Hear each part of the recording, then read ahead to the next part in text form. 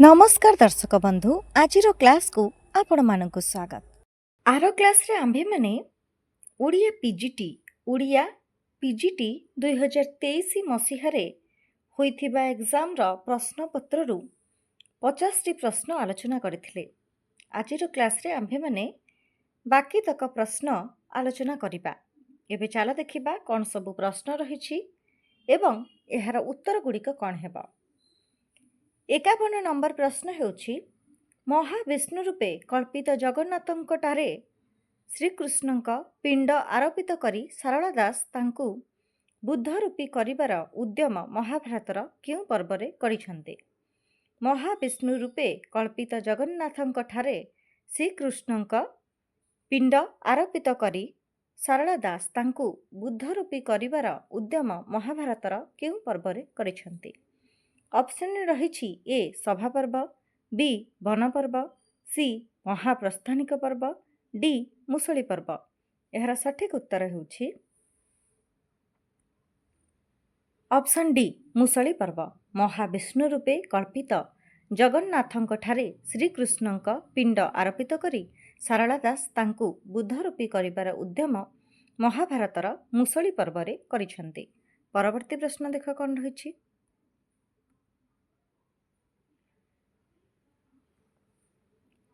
भीमपुत्र बेलालसेन केउ विद्यारे धुरंधर थिले। भीमपुत्र बेलालसेन केउ विद्यारे धुरंधर थिले। ऑप्शन रही ए धनुर्विद्या, बी गदायुद्ध विद्या, सी असीचालना विद्या, डी माया विद्या। यार सठिक उत्तर हेउछि ऑप्शन ए धनुर्विद्या। भीमपुत्र बेलालसेन धनुर्विद्यारे धुरंधर थिले। परवर्ती प्रश्न देख कौन रही। बक पंचक उपाख्यान जगमोहन रामायणर केउ कांडरे संयोजित होइछि। बक पंचक उपाख्यान जगमोहन रामायणर केउ कांडरे संयोजित होइछि। ऑप्शन रही ए सुंदरकांड, बी किष्किंध्याकांड, सी लंकाकांड, डी अयोध्याकांड। यार सठिक उत्तर हेउछि ऑप्शन बी किष्किंध्याकांड। बक पंचक उपाख्यान जगमोहन रामायणर किष्किंध्याकांडरे संयोजित होइछि। एही जगमोहन रामायणर रचयिता हेउछन्ति बलराम दास।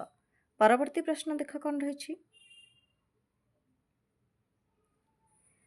आउ बयस मोर काहीं पारिबी पुत्र उपुजाई अति बड़ींक भागवतरे एहा किए काहाकू कहिछि। आउ बयस मोर काहीं पारिबी पुत्र उपुजाई अति बड़ींक भागवतरे एहा किए काहाकू कहिछि। ऑप्शन रही ए वसुदेव कंस को, बी वसुदेव उग्रसेन को, सी देवकी कंस को, डी नंद सहचर को। यार सठिक उत्तर हेउछि ऑप्शन सी देवकी कंस को।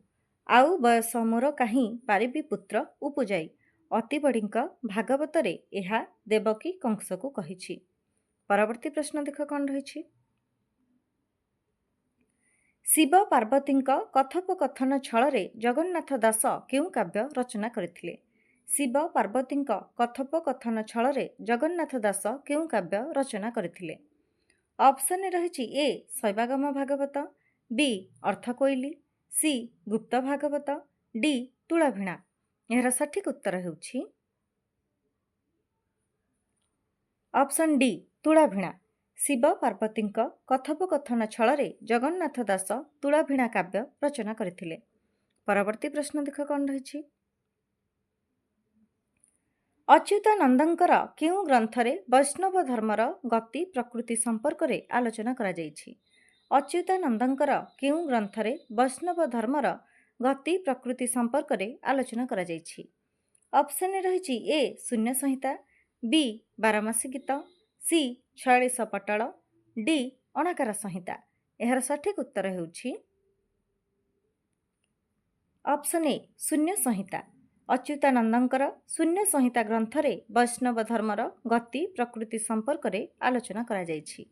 परवर्ती प्रश्न देख कौन रही।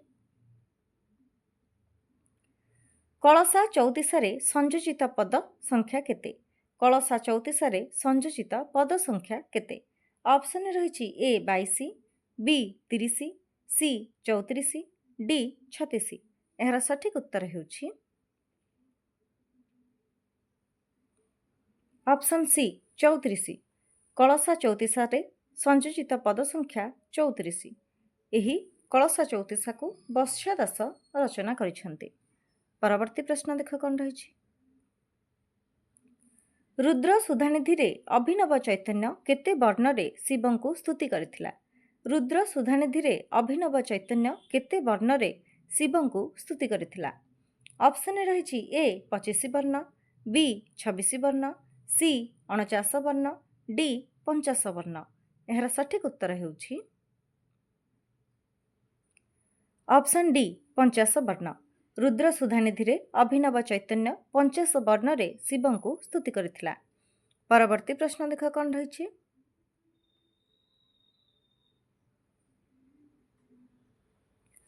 ରୁଦ୍ର ସୁଧାନିଧି ଜନ୍ମର ଷଷ୍ଠ ଦିବସରେ ତାକୁ ହରଣ କରିବାକୁ ଆସିଥିବା ପିଶାଚୀର ନାମ କ'ଣ ଥିଲା? ରୁଦ୍ର ସୁଧାନିଧି ଜନ୍ମର ଷଷ୍ଠ ଦିବସରେ ତାକୁ ହରଣ କରିବାକୁ ଆସିଥିବା ପିଶାଚୀର ନାମ କ'ଣ ଥିଲା?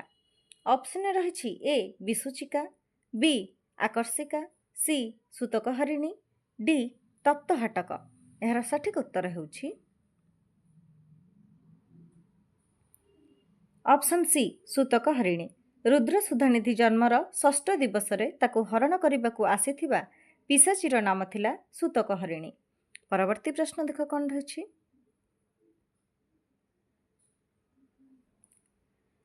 ଶଶୀପ୍ରଭାଙ୍କ ଗର୍ଭରେ ପ୍ରବେଶ କରିଥିବା ଅବଧୂତଙ୍କୁ ଗର୍ଭସ୍ଥ ସନ୍ତାନ କେଉଁଠାରେ ଭେଟିବେ ବୋଲି କହିଥିଲେ? ଶଶୀପ୍ରଭାଙ୍କ ଗର୍ଭରେ ପ୍ରବେଶ କରିଥିବା ଅବଧୂତଙ୍କୁ ଗର୍ଭସ୍ଥ ସନ୍ତାନ କେଉଁଠାରେ ଭେଟିବେ ବୋଲି କହିଥିଲେ? ଅପସନ୍ରେ ରହିଛି ଏ ଅମରକଣ୍ଟକରେ, ବି କାଳିଞ୍ଜନା ପର୍ବତରେ, ସି କୈଳାସ ପର୍ବତରେ, ଡି ଗନ୍ଧମାର୍ଦ୍ଦନରେ। ଏହାର ସଠିକ୍ ଉତ୍ତର ହେଉଛି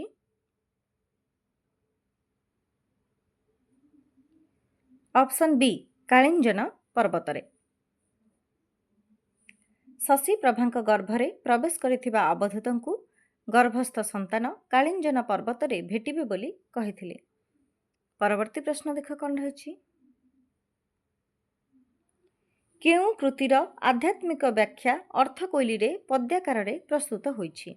କେଉଁ କୃତିର ଆଧ୍ୟାତ୍ମିକ ବ୍ୟାଖ୍ୟା ଅର୍ଥକୋଇଲିରେ ପଦ୍ୟାକାରରେ ପ୍ରସ୍ତୁତ ହୋଇଛି? ଅପସନ୍ରେ ରହିଛି ଏ କେଶବ କୋଇଲି, ବି କାନ୍ତ କୋଇଲି, ସି ବାରମାସୀ କୋଇଲି, ଡି ଯଶୋଦା କୋଇଲି। ଏହାର ସଠିକ୍ ଉତ୍ତର ହେଉଛି ଅପସନ୍ ଏ କେଶବ କୋଇଲି। କେଶବ କୋଇଲିର ଆଧ୍ୟାତ୍ମିକ ବ୍ୟାଖ୍ୟା ଅର୍ଥକୋଇଲିରେ ପଦ୍ୟାକାରରେ ପ୍ରସ୍ତୁତ ହୋଇଛି। ଏହି କେଶବ କୋଇଲିର ରଚୟିତା ହେଉଛନ୍ତି ମାର୍କଣ୍ଡ ଦାସ ଏବଂ ଅର୍ଥକୋଇଲିର ରଚୟିତା ହେଉଛନ୍ତି ଜଗନ୍ନାଥ ଦାସ। ପରବର୍ତ୍ତୀ ପ୍ରଶ୍ନ ଦେଖ କ'ଣ ରହିଛି। ରହସ୍ୟ ମଞ୍ଜରୀ କାବ୍ୟର କଥାବସ୍ତୁ କାହା ଉପରେ ଆଧାରିତ? ରହସ୍ୟ ମଞ୍ଜରୀ କାବ୍ୟର କଥାବସ୍ତୁ କାହା ଉପରେ ଆଧାରିତ? ଅପସନ୍ରେ ରହିଛି ଏ କୃଷ୍ଣଙ୍କ ବାଲ୍ୟଲୀଳା ପ୍ରସଙ୍ଗ, ବି କୃଷ୍ଣଙ୍କ ଅବତାରିତ୍ୱ ପ୍ରସଙ୍ଗ, ସି ଗୋପୀ କୃଷ୍ଣଙ୍କ ପ୍ରେମର ଅଲୌକିକ ରୂପ ପ୍ରସଙ୍ଗ, ଡି କୃଷ୍ଣଙ୍କ ଦ୍ୱାରକାଲୀଳା ପ୍ରସଙ୍ଗ। ଏହାର ସଠିକ୍ ଉତ୍ତର ହେଉଛି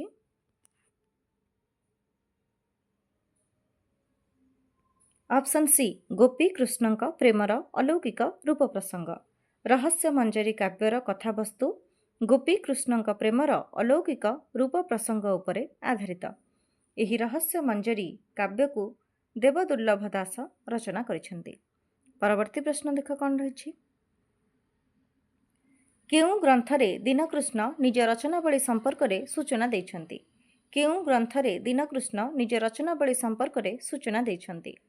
ଅପସନ୍ରେ ରହିଛି ଏ ପ୍ରସ୍ତାବ ସିନ୍ଧୁ, ବି ଜ୍ଞାନସାଗର, ସି ଜ୍ଞାନ ଚୂଡ଼ାମଣି, ଡି ରସ ବିନୋଦ। ଏହାର ସଠିକ୍ ଉତ୍ତର ହେଉଛି ଅପସନ୍ ଡି ରସ ବିନୋଦ। ରସ ବିନୋଦ ଗ୍ରନ୍ଥରେ ଦୀନକୃଷ୍ଣ ନିଜ ରଚନାବଳୀ ସମ୍ପର୍କରେ ସୂଚନା ଦେଇଛନ୍ତି। ପରବର୍ତ୍ତୀ ପ୍ରଶ୍ନ ଦେଖ କ'ଣ ରହିଛି। ଦୀନକୃଷ୍ଣଙ୍କ ଚଉତିଶା ଗୁଡ଼ିକ କେଉଁ କୃତିରେ ସଂକଳିତ ହୋଇଛି? ଦୀନକୃଷ୍ଣଙ୍କ ଚଉତିଶା ଗୁଡ଼ିକ କେଉଁ କୃତିରେ ସଂକଳିତ ହୋଇଛି?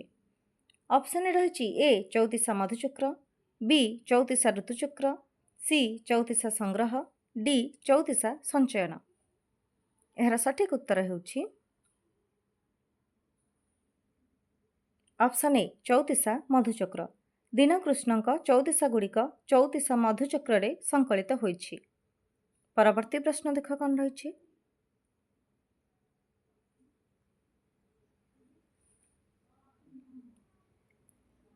କେଉଁଟି ଅଭିମନ୍ୟୁଙ୍କର ସୁଲକ୍ଷଣା କାବ୍ୟର ବୈଶିଷ୍ଟ୍ୟ ନୁହେଁ?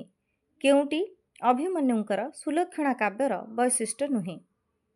ଅପସନ୍ ରହିଛି ଏ ଏହା ଏକ କାଳ୍ପନିକ କାବ୍ୟ ନୁହେଁ, ବି ଏହା ସୁଲକ୍ଷଣା ଓ ଶାମ୍ବଙ୍କ ବିବାହ କାହାଣୀ ଆଧାରିତ, ସି ଉପେନ୍ଦ୍ର ଭଞ୍ଜଙ୍କ ପ୍ରେମ ସୁଧାନିଧି କାବ୍ୟ ଆଦର୍ଶରେ ରଚିତ, ଡି ଏ କାବ୍ୟର ପ୍ରତ୍ୟେକ ପାଦର ଆଦ୍ୟ ଅକ୍ଷର ସ ଅକ୍ଷରରେ ଆରମ୍ଭ ହୋଇଛି। ଏହାର ସଠିକ୍ ଉତ୍ତର ହେଉଛି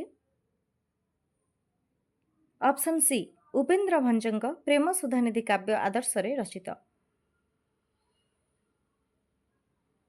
ଉପେନ୍ଦ୍ର ଭଞ୍ଜଙ୍କ ପ୍ରେମ ସୁଧାନିଧି କାବ୍ୟ ଆଦର୍ଶରେ ରଚିତ ଏହା ହେଉଛି ଅଭିମନ୍ୟୁଙ୍କର ସୁଲକ୍ଷଣା କାବ୍ୟର ବୈଶିଷ୍ଟ୍ୟ ନୁହେଁ। ପରବର୍ତ୍ତୀ ପ୍ରଶ୍ନ ଦେଖ କ'ଣ ରହିଛି।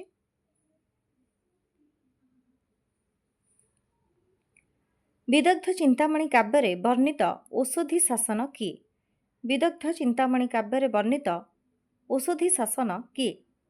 ଅପସନ୍ ରହିଛି ଏ ରାଧା, ବି ଉଦ୍ଧବ, ସି ଅକ୍ରୂର, ଡି କୃଷ୍ଣ। ଏହାର ସଠିକ୍ ଉତ୍ତର ହେଉଛି ଅପସନ୍ ଡି କୃଷ୍ଣ। ବିଦଗ୍ଧ ଚିନ୍ତାମଣି କାବ୍ୟରେ ବର୍ଣ୍ଣିତ ଔଷଧି ଶାସନ ହେଉଛନ୍ତି କୃଷ୍ଣ। ପରବର୍ତ୍ତୀ ପ୍ରଶ୍ନ ଦେଖ କ'ଣ ରହିଛି।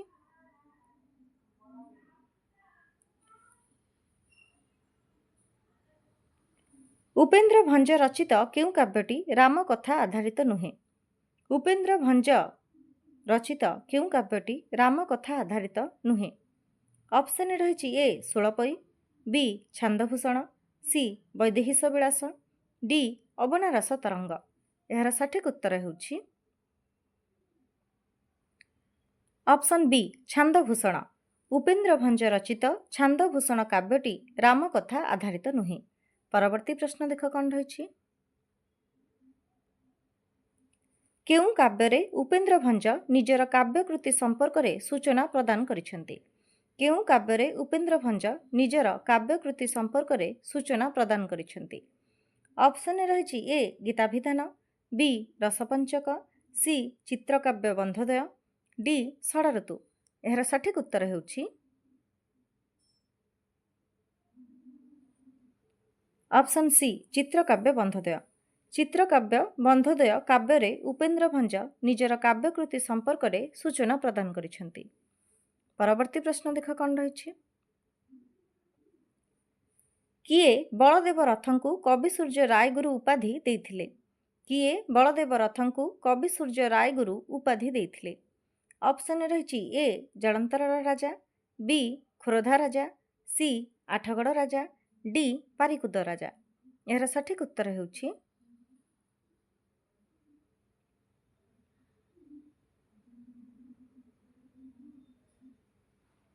ଅପସନ୍ ସି ଆଠଗଡ଼ ରାଜା। ଆଠଗଡ଼ ରାଜା ବଳଦେବ ରଥଙ୍କୁ କବି ସୂର୍ଯ୍ୟ ରାୟଗୁରୁ ଉପାଧି ଦେଇଥିଲେ। ପରବର୍ତ୍ତୀ ପ୍ରଶ୍ନ ଦେଖ କ'ଣ ରହିଛି। ସମର ତରଙ୍ଗ କାବ୍ୟର ରଚୟିତା କିଏ? ସମର ତରଙ୍ଗ କାବ୍ୟର ରଚୟିତା କିଏ? ଅପସନ୍ ରହିଛି ଏ ବିଶ୍ୱନାଥ ଖୁଣ୍ଟିଆ, ବି ବ୍ରଜନାଥ ବଡ଼ଜେନା, ସି ଭକ୍ତଚରଣ ଦାସ, ଡି କବି ଭ୍ରମରବର। ଏହାର ସଠିକ୍ ଉତ୍ତର ହେଉଛି ଅପସନ୍ ବି ବ୍ରଜନାଥ ବଡ଼ଜେନା। ସମର ତରଙ୍ଗ କାବ୍ୟର ରଚୟିତା ହେଉଛନ୍ତି ବ୍ରଜନାଥ ବଡ଼ଜେନା। ପରବର୍ତ୍ତୀ ପ୍ରଶ୍ନ ଦେଖ କ'ଣ ରହିଛି। ଚତୁର ବିନୋଦର ଚଞ୍ଚଳାକ୍ଷୀ କେଉଁ କୂଳର କନ୍ୟା ଥିଲା? ଚତୁର ବିନୋଦର ଚଞ୍ଚଳାକ୍ଷୀ କେଉଁ କୂଳର କନ୍ୟା ଥିଲା? ଅପସନ୍ ରହିଛି ଏ ରାଜକୂଳ, ବି ବ୍ରାହ୍ମଣ କୂଳ, ସି ବୈଶ୍ୟ କୂଳ, ଡି ଗାୟଣୀ କୂଳ। ଏହାର ସଠିକ୍ ଉତ୍ତର ହେଉଛି ଅପସନ୍ ସି ବୈଶ୍ୟ କୂଳ। ଚତୁର ବିନୋଦର ଚଞ୍ଚଳାକ୍ଷୀ ବୈଶ୍ୟ କୂଳର କନ୍ୟା ଥିଲା। ପରବର୍ତ୍ତୀ ପ୍ରଶ୍ନ ଦେଖ କ'ଣ ରହିଛି। କେଉଁଟି ଗୋପାଳକୃଷ୍ଣଙ୍କ କାବ୍ୟ ପ୍ରତିଭାର ସ୍ୱରୂପ ନୁହେଁ? କେଉଁଟି ଗୋପାଳକୃଷ୍ଣଙ୍କ କାବ୍ୟ ପ୍ରତିଭାର ସ୍ୱରୂପ ନୁହେଁ? ଅପସନ୍ ରହିଛି ଏ କ୍ଲିଷ୍ଟ ତାତ୍ତ୍ୱିକ ବ୍ୟାଖ୍ୟାନ, बी कोमଳ ଶବ୍ଦାବଳୀ ପ୍ରୟୋଗ, ସି ମାଧୁର୍ଯ୍ୟ ଭାବାଶ୍ରିତ, ଡି ସାବଳୀଳ ପ୍ରକାଶଭଙ୍ଗୀ। ଏହାର ସଠିକ୍ ଉତ୍ତର ହେଉଛି ଅପସନ୍ ଏ କ୍ଲିଷ୍ଟ ତାତ୍ତ୍ୱିକ ବ୍ୟାଖ୍ୟାନ। କ୍ଲିଷ୍ଟ ତାତ୍ତ୍ୱିକ ବ୍ୟାଖ୍ୟାନ ଗୋପାଳକୃଷ୍ଣଙ୍କ କାବ୍ୟ ପ୍ରତିଭାର ସ୍ୱରୂପ ନୁହେଁ। ପରବର୍ତ୍ତୀ ପ୍ରଶ୍ନ ଦେଖ କ'ଣ ରହିଛି। କେଉଁଟି ବନମାଳୀଙ୍କ ରଚନା ନୁହେଁ? କେଉଁଟି ବନମାଳୀଙ୍କ ରଚନା ନୁହେଁ? ଅପସନ୍ରେ ରହିଛି ଏ ଜଗନ୍ନାଥେ ହେ କିଛି ମାଗୁନାହିଁ ତୋତେ, ବି ଦୀନବନ୍ଧୁ ଦଇତାରୀ ଦୁଃଖ ନଗଲା ମୋହରି, ସି ଅନୁସରିତ ପ୍ରଭୁ କାଳଯାକ ଗଲା ସରିତ, ଡି ମଣିମା ହେ ଏତିକି ମାଗୁଣି ମୋର। ଏହାର ସଠିକ୍ ଉତ୍ତର ହେଉଛି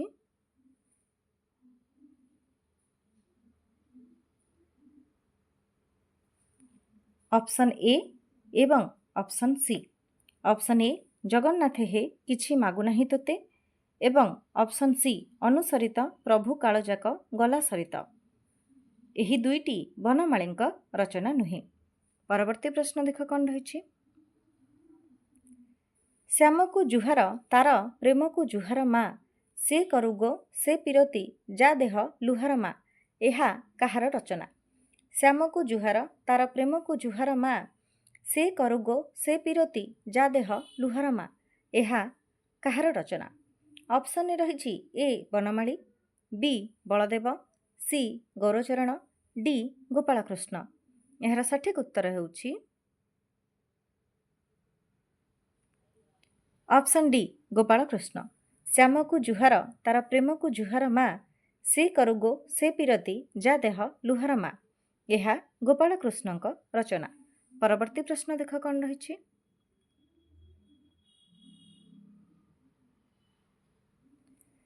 ଶଠ ନାଗର ହୋ ତୁମ୍ଭ ପ୍ରୀତି ଜଣାଗଲା, ଥାଉ ପଛେ ତୁମ୍ଭ ଦେବା ନେବା ପଣ ଦେଖିବା ସ୍ୱପ୍ନ ନହେଲା। ଏ ପଦରେ କେଉଁ ନାୟିକାଙ୍କର ଭାବନା ପରିସ୍ଫୁଟିତ? ଶଠ ନାଗର ହୋ ତୁମ୍ଭ ପ୍ରୀତି ଜଣାଗଲା, ଥାଉ ପଛେ ତୁମ୍ଭ ଦେବା ନେବା ପଣ ଦେଖିବା ସ୍ୱପ୍ନ ନହେଲା। ଏ ପଦରେ କେଉଁ ନାୟିକାଙ୍କର ଭାବନା ପରିସ୍ଫୁଟିତ? ଅପସନ୍ରେ ରହିଛି ଏ ପ୍ରୋଷିତ ଭର୍ତ୍ତୁକା, ବି ଖଣ୍ଡିତା, ସି ବାସକ ସଜ୍ଜା, ଡି କଳହନ୍ତରିତା। ଏହାର ସଠିକ୍ ଉତ୍ତର ହେଉଛି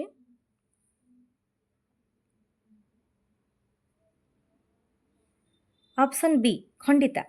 ଶଠ ନାଗର ହୋ ତୁମ୍ଭ ପ୍ରୀତି ଜଣାଗଲା, ଥାଉ ପଛେ ତୁମ୍ଭ ଦେବା ନେବା ପଣ ଦେଖିବା ସ୍ୱପ୍ନ ନହେଲା। ଏ ପଦରେ ଖଣ୍ଡିତା ନାୟିକାଙ୍କର ଭାବନା ପରିସ୍ଫୁଟିତ। ପରବର୍ତ୍ତୀ ପ୍ରଶ୍ନ ଦେଖ କ'ଣ ରହିଛି। ସ୍ତୁତି ଚିନ୍ତାମଣି କାବ୍ୟ ସମୁଦାୟ କେତେ ପଦରେ ସମାପ୍ତ ହୋଇଛି? ସ୍ତୁତି ଚିନ୍ତାମଣି କାବ୍ୟ ସମୁଦାୟ କେତେ ପଦରେ ସମାପ୍ତ ହୋଇଛି? ଅପସନ୍ରେ ରହିଛି ଏ 1,000 ପଦ, ବି ବେନି ସହସ୍ର ପଦ, ସି 2,500 ପଦ, ଡି 4,000 ପଦ। ଏହାର ସଠିକ୍ ଉତ୍ତର ହେଉଛି ଅପସନ୍ ବି ବେନି ସହସ୍ର ପଦ। ସ୍ତୁତି ଚିନ୍ତାମଣି କାବ୍ୟ ସମୁଦାୟ ବେନି ସହସ୍ର ପଦରେ ସମାପ୍ତ ହୋଇଛି। ଏହି ସ୍ତୁତି ଚିନ୍ତାମଣି କାବ୍ୟର ରଚୟିତା ହେଉଛନ୍ତି ଭୀମ ଭୋଇ। ପରବର୍ତ୍ତୀ ପ୍ରଶ୍ନ ଦେଖ କ'ଣ ରହିଛି। ରାଧାନାଥଙ୍କର କେଉଁ କାବ୍ୟ ନାୟିକା ଇପ୍ସିତ ପୁରୁଷର ପ୍ରତ୍ୟାଖ୍ୟାନ ପରେ ନିଜଠାରେ ଜଣେ ଧର୍ମଦ୍ରୋହୀ, ଦେଶଦ୍ରୋହୀ ଓ ପିତୃବିଶ୍ୱାସଘାତିନୀ କନ୍ୟାକୁ ଦେଖିଛି?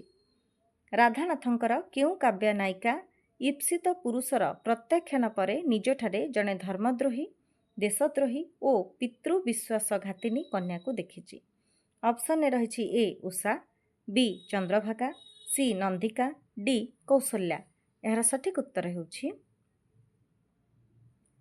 Option C ନନ୍ଦିକା। ରାଧାନାଥଙ୍କର ନନ୍ଦିକା କାବ୍ୟ ନାୟିକା ଇପ୍ସିତ ପୁରୁଷର ପ୍ରତ୍ୟାଖ୍ୟାନ ପରେ ନିଜଠାରେ ଜଣେ ଧର୍ମଦ୍ରୋହୀ, ଦେଶଦ୍ରୋହୀ ଓ ପିତୃବିଶ୍ୱାସଘାତିନୀ କନ୍ୟାକୁ ଦେଖିଛି। ପରବର୍ତ୍ତୀ ପ୍ରଶ୍ନ ଦେଖ କ'ଣ ରହିଛି। ପାର୍ବତୀ କାବ୍ୟ ପ୍ରସ୍ତୁତିର ପରିକଳ୍ପିତ ସମୟସୀମା କ'ଣ ଥିଲା? ପାର୍ବତୀ କାବ୍ୟ ପ୍ରସ୍ତୁତିର ପରିକଳ୍ପିତ ସମୟସୀମା କ'ଣ ଥିଲା?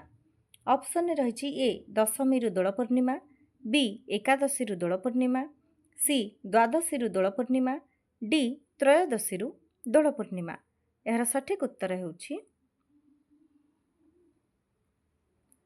ऑप्शन डी त्रयोदशी दोल पूर्णिमा। पार्वती काव्य प्रस्तुतिर परिकल्पित समय सीमा थिला त्रयोदशी दोल पूर्णिमा। परवर्ती प्रश्न देख कौन रही। मधुसूदन राव मतानुसारे केउटी मूल सत्यर स्वरूप नुहे। मधुसूदन राव मतानुसारे केउटी मूल सत्यर स्वरूप नुहे। ऑप्शन रही ए मूल सत्य अनित्य, बी मूल सत्य पूर्ण, सी मूल सत्य एक ओ अद्वितीय, डी मूल सत्य अजेय। यार सठिक उत्तर होछि ऑप्शन ए मूल सत्य अनित्य। मधुसूदन राव मतानुसारे मूल सत्य अनित्य यह मूल सत्यर स्वरूप नुहे। परवर्ती प्रश्न देख कौन रही। केउटी मधुसूदन राव द्वारा संस्कृतरू अनुदित कृति नुहे। केउटी मधुसूदन राव द्वारा संस्कृतरू अनुदित कृति नुहे। ऑप्शन रही ए सीता वनवास, बी आत्मसमर्पण, सी अयोध्या प्रत्यावर्तन, डी बालरामायण। यार सठिक उत्तर होछि ऑप्शन बी आत्मसमर्पण। आत्मसमर्पण मधुसूदन राव द्वारा संस्कृतरू अनुदित कृति नुहे। परवर्ती प्रश्न देख कौन रही। फकीरमोहन उत्कल भ्रमण काव्यर परिकल्पना और लेखा केबे करथिले। फकीरमोहन उत्कल भ्रमण काव्यर परिकल्पना और लेखा केबे करथिले। ऑप्शन रही ए केन्दुझरु भद्रक आसिला बेले, बी आनंदपुरु भद्रक आसिला बेले, सी भद्रकरू आनंदपुर आसिला बेले, डी केन्दुझरु आनंदपुर आसिला बेले। यार सठिक उत्तर होछि सी भद्रकरू आनंदपुर आसिला बेले। फकीरमोहन उत्कल भ्रमण काव्यर परिकल्पना और लेखा भद्रकरू आनंदपुर आसिला बेले करथिले। परवर्ती प्रश्न देख कौन रही। लछमा उपन्यासर केउं चरित्र ऐतिहासिक। लछमा उपन्यासर केउं चरित्र ऐतिहासिक। ऑप्शन रही ए जगा फतेह सिंह मा, बी जगत सेठ, सी मानधाता, डी बादल सिंह। यार सठिक उत्तर होछि ऑप्शन सी मानधाता। लछमा उपन्यासर मानधाता चरित्र ऐतिहासिक। परवर्ती प्रश्न देख कौन रही। विवासिनी उपन्यास काहा द्वारा रचित। विवासिनी उपन्यास काहा द्वारा रचित। ऑप्शन रही ए फकीरमोहन सेनापति, बी नंदकिशोर बल, सी रामशंकर राय, डी सुरेंद्र महांती। यार सठिक उत्तर होछि ऑप्शन सी रामशंकर राय। विवासिनी उपन्यास रामशंकर राय द्वारा रचित। परवर्ती प्रश्न देख कौन रही। रथाई आद्य प्रांतरे भाव सुमधुर रसयुत पद हेउ बुद्ध चित्तहर यह काहार रचना। रथाई आद्य प्रांतरे भाव सुमधुर रसयुत पद हेउ बुद्ध चित्तहर यह काहार रचना। ऑप्शन रही ए गंगाधर मेहेर, बी चिंतामणि महांती, सी राधानाथ राय, डी नंदकिशोर बल। यार सठिक उत्तर होछि ऑप्शन ए गंगाधर मेहेर। रथाई आद्य प्रांतरे भाव सुमधुर रसयुत पद हेउ बुद्ध चित्तहर यह गंगाधर मेहेरଙ୍କର रचना। परवर्ती प्रश्न देख कौन रही।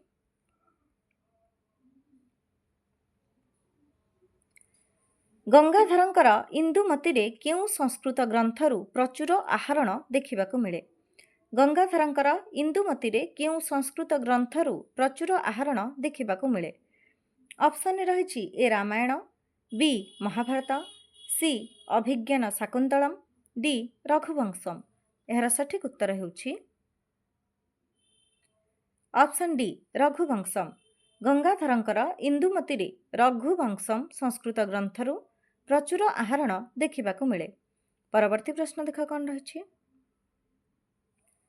केउटी नंदकिशोरଙ୍କ कृति नुहे। केउटी नंदकिशोरଙ୍କ कृति नुहे। ऑप्शन रही ए सीता वनवास, बी जजाति केशरी, सी शर्मिष्ठा, डी कृष्ण कुमारी। यार सठिक उत्तर होछि ऑप्शन बी जजाति केशरी। जजाति केशरी नंदकिशोरଙ୍କ कृति नुहे। परवर्ती प्रश्न देख कौन रही। ନ ଲୋଡ଼ିବ ମୋ ଗୀତରୁ ଭାବର ଗାମ୍ଭୀର୍ଯ୍ୟ ଛନ୍ଦବନ୍ଧ ତାନମାନ ପଦର ମାଧୁର୍ଯ୍ୟ ଏହା କାହାର ରଚନା? ନ ଲୋଡ଼ିବ ମୋ ଗୀତରୁ ଭାବର ଗାମ୍ଭୀର୍ଯ୍ୟ ଛନ୍ଦବନ୍ଧ ତାନମାନ ପଦର ମାଧୁର୍ଯ୍ୟ ଏହା କାହାର ରଚନା? ଅପସନରେ ରହିଛି ଏ ନନ୍ଦକିଶୋର, ବି ଗଙ୍ଗାଧର, ସି ଫକୀରମୋହନ, ଡି ମଧୁସୂଦନ। ଏହାର ସଠିକ୍ ଉତ୍ତର ହେଉଛି ଅପସନ୍ ସି ଫକୀରମୋହନ। ନ ଲୋଡ଼ିବ ମୋ ଗୀତରୁ ଭାବର ଗାମ୍ଭୀର୍ଯ୍ୟ ଛନ୍ଦବନ୍ଧ ତାନମାନ ପଦର ମାଧୁର୍ଯ୍ୟ ଏହା ଫକୀରମୋହନଙ୍କ ରଚନା। ପରବର୍ତ୍ତୀ ପ୍ରଶ୍ନ ଦେଖ କ'ଣ ରହିଛି।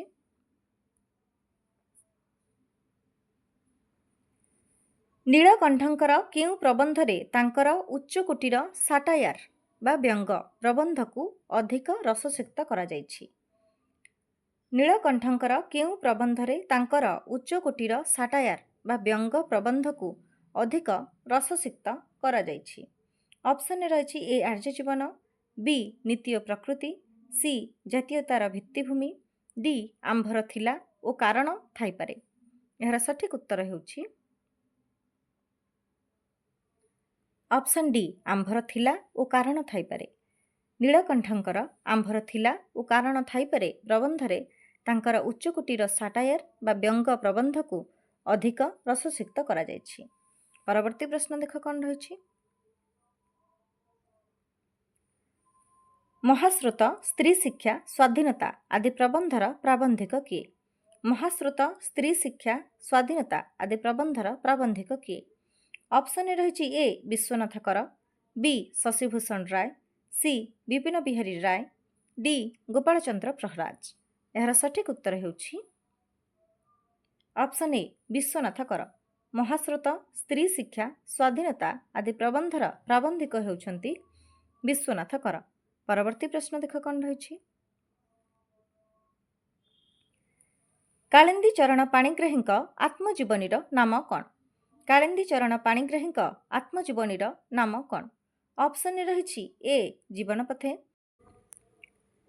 ବି ଅଙ୍ଗେ ଯାହା ନିଭାଇଛି, ସି ମୋ ଜୀବନ ସଂଗ୍ରାମ, ଡି ମୋ ବାରବୁଲା ଜୀବନ।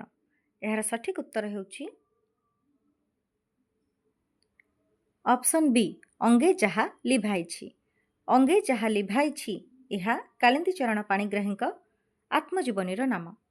ଜୀବନପଥେ, ଜୀବନପଥେ ହେଉଛି ରମାଦେବୀଙ୍କ ଆତ୍ମଜୀବନୀ।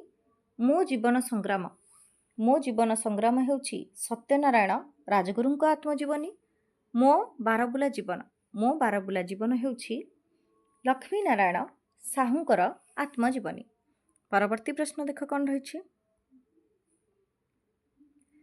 କେଉଁଟି କାଳିନ୍ଦୀ ଚରଣ ପାଣିଗ୍ରାହୀଙ୍କ କ୍ଷୁଦ୍ର ଗଳ୍ପ ସଂକଳନ? କେଉଁଟି କାଳିନ୍ଦୀ ଚରଣ ପାଣିଗ୍ରାହୀଙ୍କ କ୍ଷୁଦ୍ର ଗଳ୍ପ ସଂକଳନ? ଅପସନରେ ରହିଛି ଏ ଅମରଚିତା, ବି ମହାଦୀପ, ସି ମୁକୁଳ, ଡି ରାଶିଫଳ। ଏହାର ସଠିକ୍ ଉତ୍ତର ହେଉଛି ଡି ରାଶିଫଳ। ରାଶିଫଳ କାଳିନ୍ଦୀ ଚରଣ ପାଣିଗ୍ରାହୀଙ୍କ କ୍ଷୁଦ୍ର ଗଳ୍ପ ସଂକଳନ। ପରବର୍ତ୍ତୀ ପ୍ରଶ୍ନ ଦେଖ କ'ଣ ରହିଛି। ଚମ୍ପୁର ସ୍ୱରଲିପି କାହା ଦ୍ୱାରା ରଚିତ? ଚମ୍ପୁର ସ୍ୱରଲିପି କାହା ଦ୍ୱାରା ରଚିତ? ଅପସନରେ ରହିଛି ଏ କାଳିନ୍ଦୀ ଚରଣ ପାଣିଗ୍ରାହୀ, ବି କାଳିଆ ପାଣିଗ୍ରାହୀ, ସି କାଳୀଚରଣ ପଟ୍ଟନାୟକ, ଡି ଗୋପାଳକୃଷ୍ଣ ପଟ୍ଟନାୟକ। ଏହାର ସଠିକ୍ ଉତ୍ତର ହେଉଛି ଅପସନ୍ ସି କାଳୀଚରଣ ପଟ୍ଟନାୟକ। ଚମ୍ପୁର ସ୍ୱରଲିପି ଏହା କାଳୀଚରଣ ପଟ୍ଟନାୟକଙ୍କ ଦ୍ୱାରା ରଚିତ। ପରବର୍ତ୍ତୀ ପ୍ରଶ୍ନ ଦେଖ କ'ଣ ରହିଛି। ଉତ୍ତର କକ୍ଷ କାହାର ଆତ୍ମଚରିତ? ଉତ୍ତର କକ୍ଷ କାହାର ଆତ୍ମଚରିତ? ଅପସନରେ ରହିଛି ଏ ସଚୀ ରାଉତରାୟ, ବି ମାୟାଧର ମାନସିଂ, ସି ଗୋଦାବରୀଶ ମହାପାତ୍ର, ଡି ବୈକୁଣ୍ଠନାଥ ପଟ୍ଟନାୟକ। ଏହାର ସଠିକ୍ ଉତ୍ତର ହେଉଛି ଅପସନ୍ ଏ ସଚୀ ରାଉତରାୟ। ଉତ୍ତର କକ୍ଷ ସଚୀ ରାଉତରାୟଙ୍କ ଆତ୍ମଚରିତ। ପରବର୍ତ୍ତୀ ପ୍ରଶ୍ନ ଦେଖ କ'ଣ ରହିଛି। ଗୋଦାବରୀଶ ମହାପାତ୍ରଙ୍କ ରଚିତ ପ୍ରେମ ପଥେ ଉପନ୍ୟାସର ବୈଶିଷ୍ଟ୍ୟ କ'ଣ? ଗୋଦାବରୀଶ ମହାପାତ୍ରଙ୍କ ରଚିତ ପ୍ରେମ ପଥେ ଉପନ୍ୟାସର ବୈଶିଷ୍ଟ୍ୟ କ'ଣ? ଅପସନରେ ରହିଛି ଏ ଐତିହାସିକ ଉପନ୍ୟାସ, ବି ପୌରାଣିକ ଉପନ୍ୟାସ, ସି ପତ୍ରୋପନ୍ୟାସ, ଡି କିମ୍ବଦନ୍ତୀମୂଳକ ଉପନ୍ୟାସ। ଏହାର ସଠିକ୍ ଉତ୍ତର ହେଉଛି ऑप्शन सी पत्र उपन्यास गोदावरीश महापात्रଙ୍କ रचित प्रेम पथे उपन्यासर वैशिष्ट्य ହେଉଛି ଏହା ଏକ ପତ୍ର ଉପନ୍ୟାସ। ପରବର୍ତ୍ତୀ ପ୍ରଶ୍ନ ଦେଖ କ'ଣ ରହିଛି। କନ୍ଧ ପରଜା ସ୍ତୋତ୍ର ଓ ସଙ୍ଗୀତର ରଚୟିତା କିଏ? କନ୍ଧ ପରଜା ସ୍ତୋତ୍ର ଓ ସଙ୍ଗୀତର ରଚୟିତା କିଏ? ଅପସନରେ ରହିଛି ଏ ଗୋଦାବରୀଶ ମହାପାତ୍ର, ବି ଗୋପୀନାଥ ମହାନ୍ତି, ସି ଖଗେଶ୍ୱର ମହାପାତ୍ର, ଡି ଦେବୀ ପ୍ରସନ୍ନ ପଟ୍ଟନାୟକ। ଏହାର ସଠିକ ଉତ୍ତର ହେଉଛି ଅପସନ ବି ଗୋପୀନାଥ ମହାନ୍ତି। କନ୍ଧ ପରଜା ସ୍ତୋତ୍ର ଓ ସଙ୍ଗୀତର ରଚୟିତା ହେଉଛନ୍ତି ଗୋପୀନାଥ ମହାନ୍ତି। ପରବର୍ତ୍ତୀ ପ୍ରଶ୍ନ ଦେଖ କ'ଣ ରହିଛି। ଗୋପୀନାଥ ମହାନ୍ତି କେଉଁ ପୁସ୍ତକ ପାଇଁ ଜ୍ଞାନପୀଠ ପୁରସ୍କାର ପାଇଥିଲେ? ଗୋପୀନାଥ ମହାନ୍ତି କେଉଁ ପୁସ୍ତକ ପାଇଁ ଜ୍ଞାନପୀଠ ପୁରସ୍କାର ପାଇଥିଲେ? ଅପସନରେ ରହିଛି ଏ ପରଜା, ବି ଅମୃତର ସନ୍ତାନ, ସି ଲୟ ବିଲୟ, ଡି ମାଟିମଟାଳ। ଏହାର ସଠିକ ଉତ୍ତର ହେଉଛି ଅପସନ ଡି ମାଟିମଟାଳ। ଗୋପୀନାଥ ମହାନ୍ତି ମାଟିମଟାଳ ପୁସ୍ତକ ପାଇଁ ଜ୍ଞାନପୀଠ ପୁରସ୍କାର ପାଇଥିଲେ। ଏହି ମାଟିମଟାଳ ପାଇଁ ସେ 1973 ମସିହାରେ ଜ୍ଞାନପୀଠ ପୁରସ୍କାର ପାଇଥିଲେ। ପରବର୍ତ୍ତୀ ପ୍ରଶ୍ନ ଦେଖ କ'ଣ ରହିଛି। କେଉଁଟି ସୁରେନ୍ଦ୍ର ମହାନ୍ତିଙ୍କ ନାଟକ? କେଉଁଟି ସୁରେନ୍ଦ୍ର ମହାନ୍ତିଙ୍କ ନାଟକ? ଅପସନରେ ରହିଛି ଏ କାଳାନ୍ତର, ବି ଫଟାମାଟି, ସି ପୃଥ୍ୱୀବଲ୍ଲଭ, ଡି ପଥ ଓ ପୃଥିବୀ। ଏହାର ସଠିକ ଉତ୍ତର ହେଉଛି ଅପସନ ସି ପୃଥ୍ୱୀବଲ୍ଲଭ। ପୃଥ୍ୱୀବଲ୍ଲଭ ଗ୍ରନ୍ଥଟି ସୁରେନ୍ଦ୍ର ମହାନ୍ତିଙ୍କର ନାଟକ। ପରବର୍ତ୍ତୀ ପ୍ରଶ୍ନ ଦେଖ କ'ଣ ରହିଛି। ମୋର କୌଣସି ନିର୍ଦ୍ଦିଷ୍ଟ ଶୈଳୀ ନାହିଁ, ରୀତି ଓ ଶୈଳୀର ନିର୍ଦ୍ଦିଷ୍ଟତା ଜୀବନ ପରି ସାହିତ୍ୟରେ ଗତିର ଲକ୍ଷଣ ନୁହେଁ, ଏହା କାହାର ଧାରଣା ବୋଲି ଉଲ୍ଲିଖିତ। ମୋର କୌଣସି ନିର୍ଦ୍ଦିଷ୍ଟ ଶୈଳୀ ନାହିଁ, ରୀତି ଓ ଶୈଳୀର ନିର୍ଦ୍ଦିଷ୍ଟତା ଜୀବନ ପରି ସାହିତ୍ୟରେ ଗତିର ଲକ୍ଷଣ ନୁହେଁ, ଏହା କାହାର ଧାରଣା ବୋଲି ଉଲ୍ଲିଖିତ। ଅପସନରେ ରହିଛି ଏ ସୁରେନ୍ଦ୍ର ମହାନ୍ତି, ବି ଗୋପୀନାଥ ମହାନ୍ତି, ସି ସଚୀ ରାଉତରାୟ, ଡି କାହ୍ନୁଚରଣ ମହାନ୍ତି। ଏହାର ସଠିକ ଉତ୍ତର ହେଉଛି ଅପସନ ଏ ସୁରେନ୍ଦ୍ର ମହାନ୍ତି। ମୋର କୌଣସି ନିର୍ଦ୍ଦିଷ୍ଟ ଶୈଳୀ ନାହିଁ, ରୀତି ଓ ଶୈଳୀର ନିର୍ଦ୍ଦିଷ୍ଟତା ଜୀବନ ପରି ସାହିତ୍ୟରେ ଗତିର ଲକ୍ଷଣ ନୁହେଁ, ଏହା ସୁରେନ୍ଦ୍ର ମହାନ୍ତିଙ୍କର ଧାରଣା ବୋଲି ଉଲ୍ଲିଖିତ। ପରବର୍ତ୍ତୀ ପ୍ରଶ୍ନ ଦେଖ କ'ଣ ରହିଛି। ଚନ୍ଦ୍ର ଓ ତାରା, ସାତ ତାରାର ଦୀପ ଓ ସରୀସୃପ କାହାର ରଚନା? ଚନ୍ଦ୍ର ଓ ତାରା, ସାତ ତାରାର ଦୀପ ଓ ସରୀସୃପ କାହାର ରଚନା? ଅପସନରେ ରହିଛି ଏ ଗୁରୁପ୍ରସାଦ ମହାନ୍ତି, ବି ଦୀପକ ମିଶ୍ର, ସି ବିନୋଦ ନାୟକ, ଡି ବ୍ରଜନାଥ ରଥ। ଏହାର ସଠିକ ଉତ୍ତର ହେଉଛି ଅପସନ ସି ବିନୋଦ ନାୟକ। ଚନ୍ଦ୍ର ଓ ତାରା, ସାତ ତାରାର ଦୀପ ଓ ସରୀସୃପ ଏହି ତିନୋଟି ବିନୋଦ ନାୟକଙ୍କ ଦ୍ୱାରା ରଚିତ। ପରବର୍ତ୍ତୀ ପ୍ରଶ୍ନ ବା ଆଜିର ଶେଷ ପ୍ରଶ୍ନ ଦେଖ କ'ଣ ରହିଛି। ଗୁରୁପ୍ରସାଦ ମହାନ୍ତି ସମୁଦ୍ର ସ୍ନାନ ସଂକଳନ ପାଇଁ କେଉଁ ପୁରସ୍କାର ପାଇଥିଲେ? ଗୁରୁପ୍ରସାଦ ମହାନ୍ତି ସମୁଦ୍ର ସ୍ନାନ ସଂକଳନ ପାଇଁ କେଉଁ ପୁରସ୍କାର ପାଇଥିଲେ? ଅପସନରେ ରହିଛି ଏ ଓଡ଼ିଶା ସାହିତ୍ୟ ଏକାଡେମୀ ପୁରସ୍କାର, ବି ସାହିତ୍ୟ ଏକାଡେମୀ ଦିଲ୍ଲୀ, ସି ସାରଳା ପୁରସ୍କାର, ଡି ଜ୍ଞାନପୀଠ ପୁରସ୍କାର। ଏହାର ସଠିକ ଉତ୍ତର ହେଉଛି ଅପସନ ବି ସାହିତ୍ୟ ଏକାଡେମୀ ଦିଲ୍ଲୀ। ଗୁରୁପ୍ରସାଦ ମହାନ୍ତି ସମୁଦ୍ର ସ୍ନାନ ସଂକଳନ ପାଇଁ ସାହିତ୍ୟ ଏକାଡେମୀ ଦିଲ୍ଲୀ ପୁରସ୍କାର ପାଇଥିଲେ। ଏହି ସାହିତ୍ୟ ଏକାଡେମୀ ପୁରସ୍କାରଟି ସେ 1973 ମସିହାରେ ପାଇଥିଲେ। ଏହା ଥିଲା ଆଜିର ଶେଷ ପ୍ରଶ୍ନ। ଆଜି ପାଇଁ ଏତିକି, ରହୁଛି, ନମସ୍କାର।